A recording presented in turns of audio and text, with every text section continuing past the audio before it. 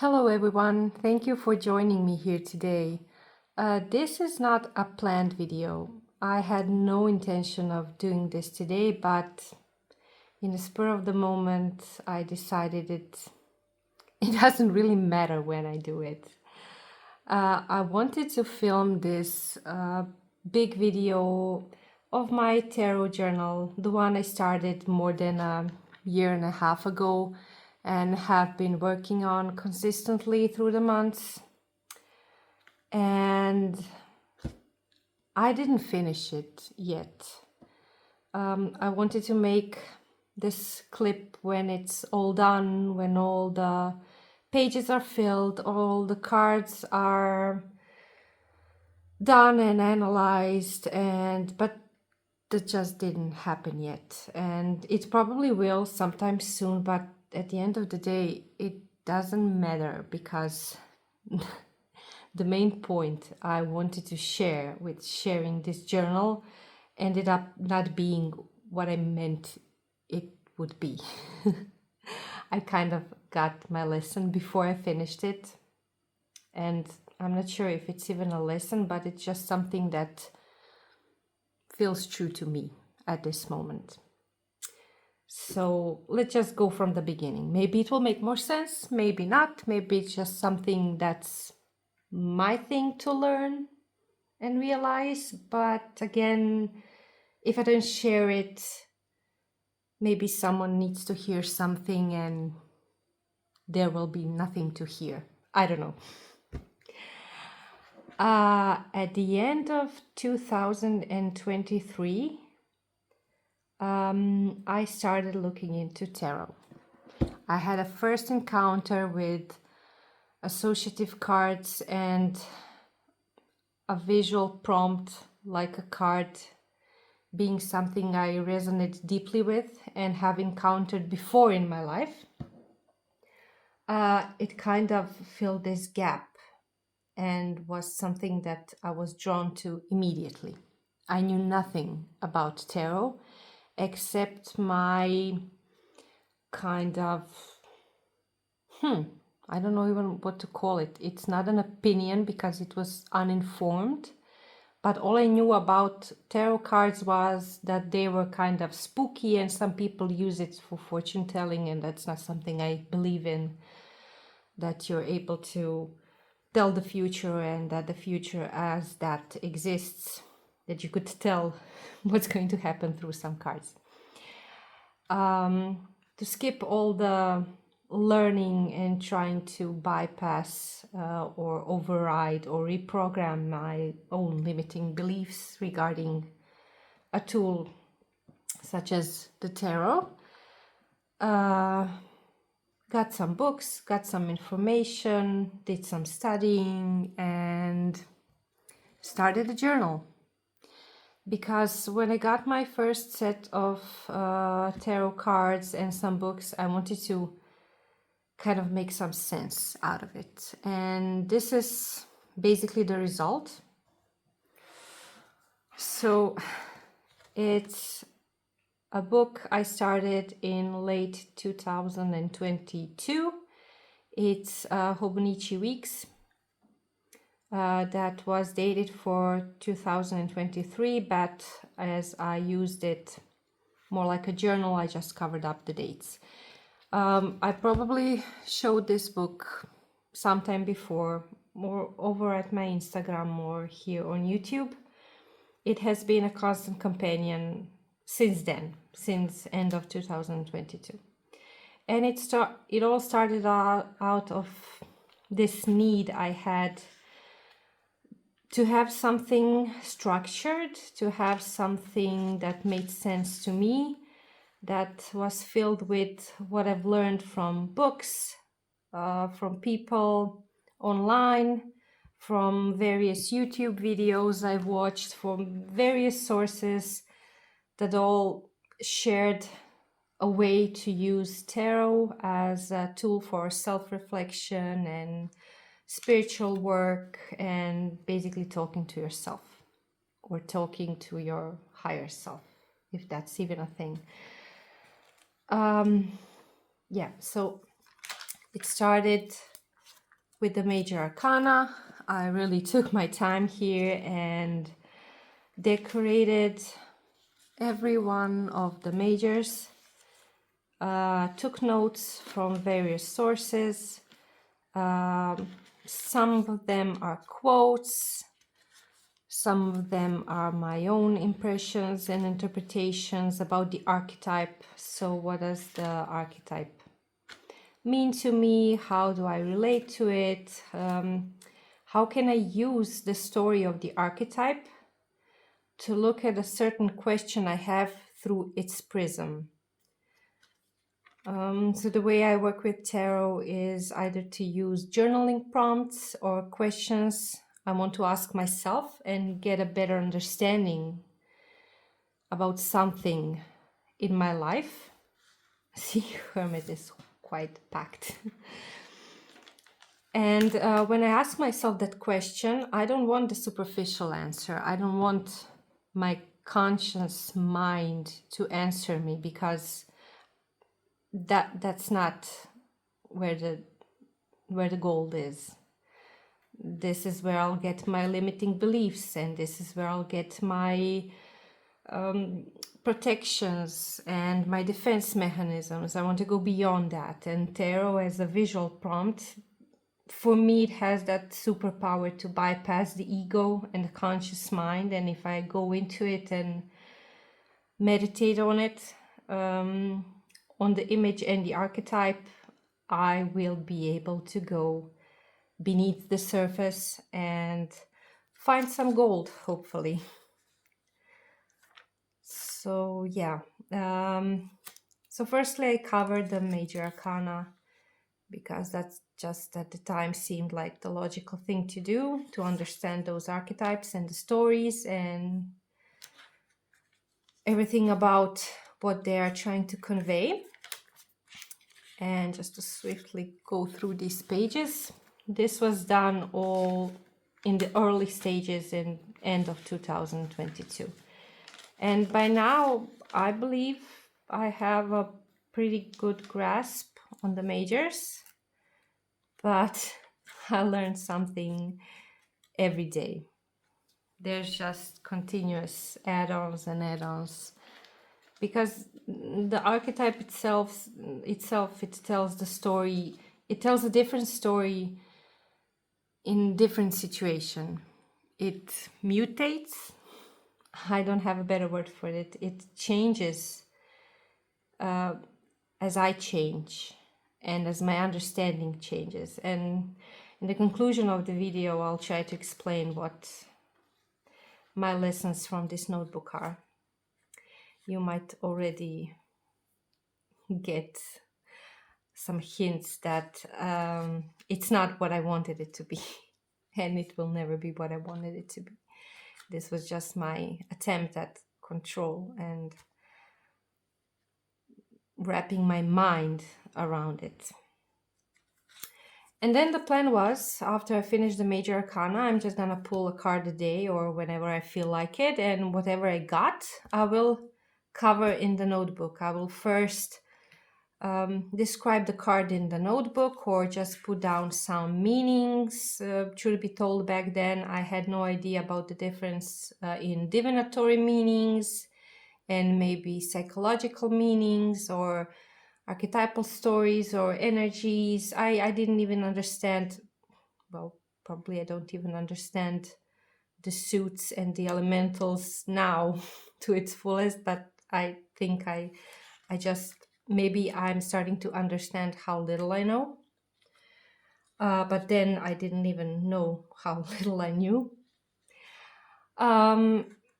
It was a good exercise. So each time I pulled a certain card, I went to my books, into my sources, and to my own reflections, and I put down a couple of, sometimes it's just a couple of words, and sometimes it's a bit more. Sometimes the source is just one book, sometimes it's 3 or 4. And one thing I want to note, I started with Waite-Smith Tarot, or the Rider Tarot, as it's usually known, because that was something that that I had recommended as a good one to begin with. And the first tarot deck I ever fallen in love with was the Lightseers Tarot. And I have been working a lot with that deck in the beginning. And as you can see, there's a lot of quotes from this little guidebook as well. This was my go-to at the time, my learning tool. So this whole notebook is pretty much filled with the insights from those cards and from the booklet that Chrisanne wrote. Also, I worked with Tarot for Change from Jessica Dore, which I find amazing. It's an amazing book. Even if you're not interested in tarot, you can read the book by itself, and there are so many beautiful insights in correlation with psychology, a really valuable source and something you can deeply meditate on.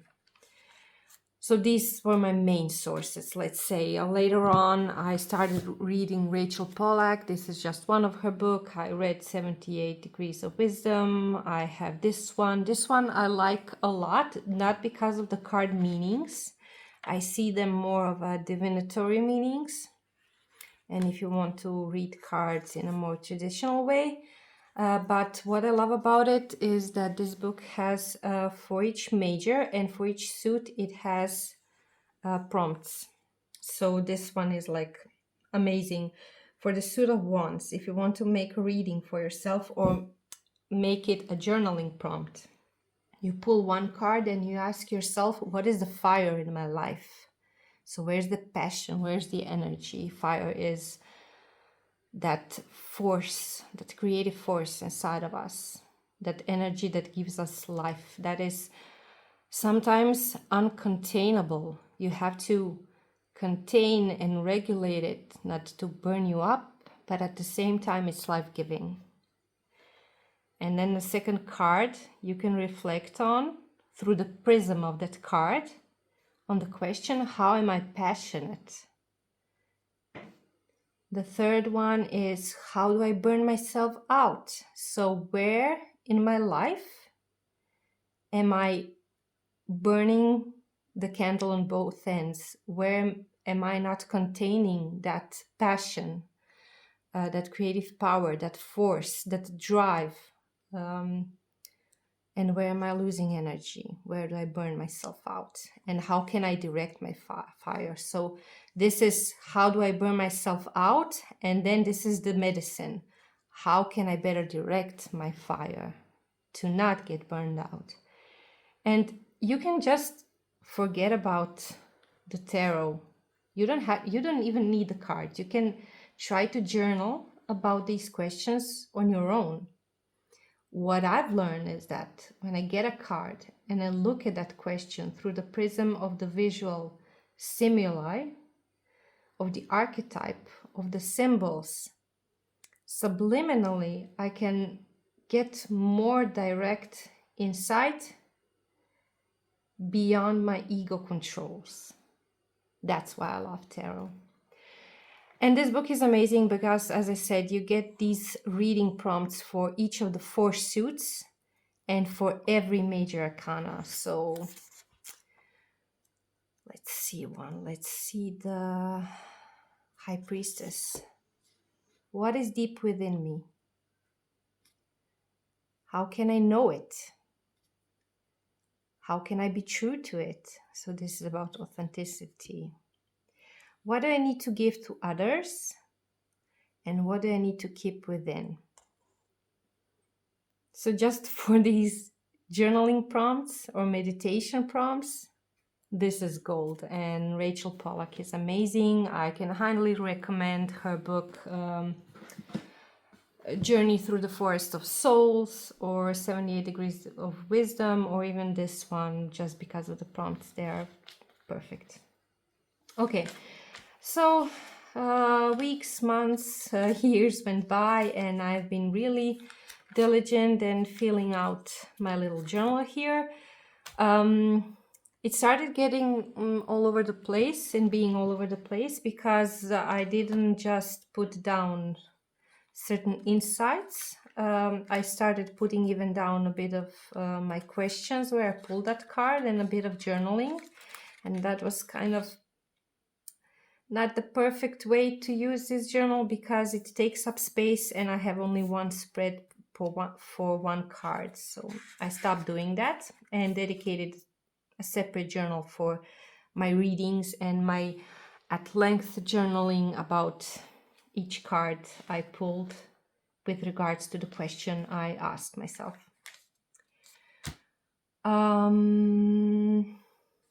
Yeah. And the thing I wanted to do is I wanted to finish this whole notebook, have it all filled out, and then make a video and talk to you about my entries and my insights.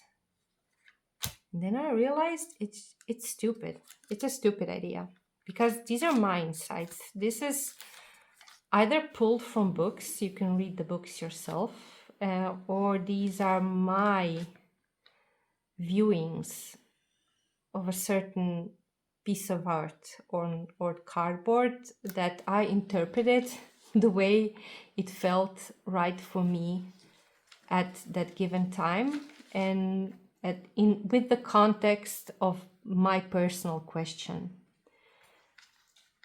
I cannot teach you anything from this notebook. Matter of fact, I will not be consulting this notebook in the future. I wanted to make some kind of a repository for myself. Okay, I will keep it at my desk. If nothing else, it's beautiful and it shows a year and a half of my work and study of something that I feel passionate about, and that says something. It's valuable. It has a certain value for me.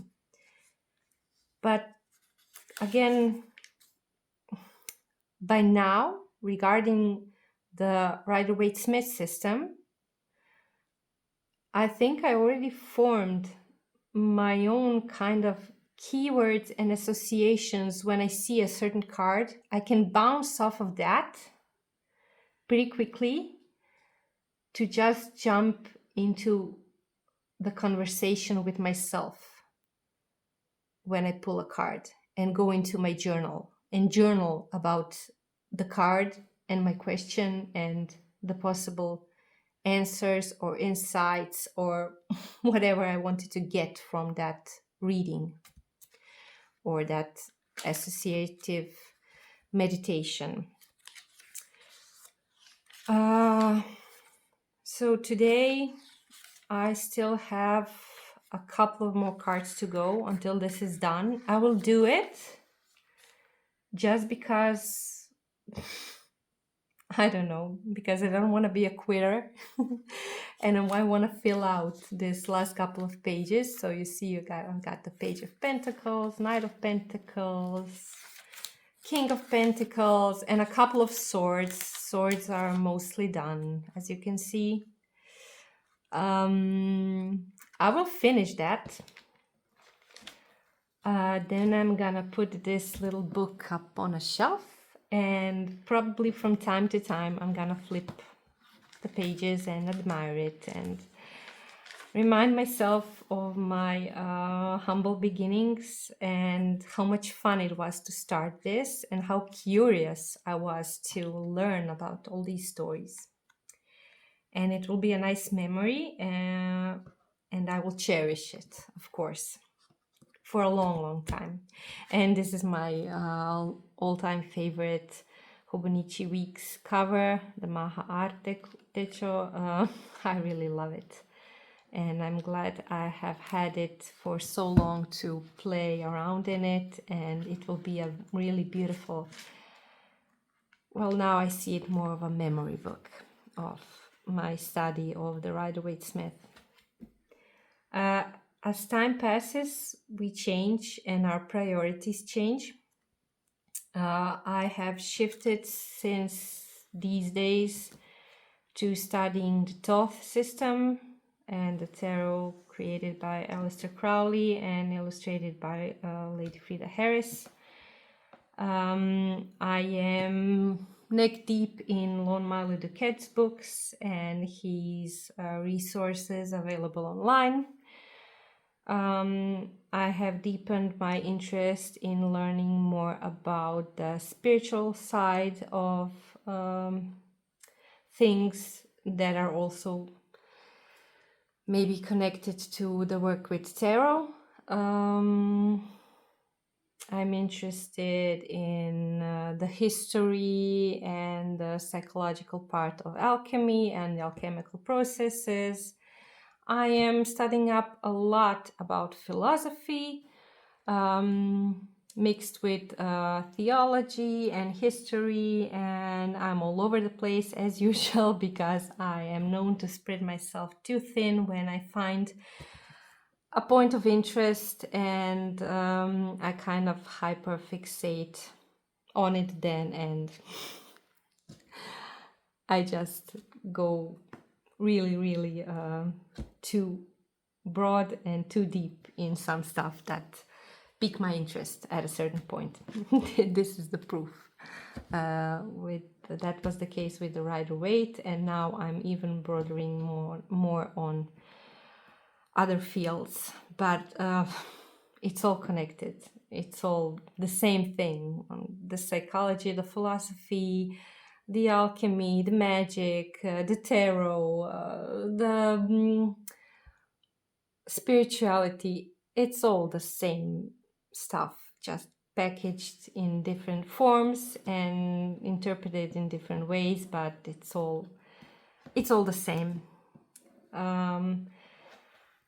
So yeah, the point of this video was to say you're not gonna be able to learn anything if I share this book even in more depth and if I read what I wrote. These are my insights that are probably something that would be useless to you, but they were very useful to me. And for that, I'm grateful to have had the chance to enjoy this process. And this book was, it's funny to realize it a year and a half after, but this book was not about the end product. I was so looking forward to ending it, to finishing it. It's not about the finishing it, about the filled notebook. It was every time I sat down, open it, and did a page or did a card or did a reading or talked to myself and took those 10 minutes out of my day to reflect and to get a lesson, not from the cards, but from myself. It was myself that gave myself the lesson or an insight or a feeling or an emotion. It was a gift from me to me. And this notebook is just a witness of the love I gave myself. However silly you might think this sounds, but this was me giving myself love. And sometimes I had just a little bit of love to give myself. And sometimes I had a lot. And this is what my love looks like. And yeah, I think the notebook served its purpose.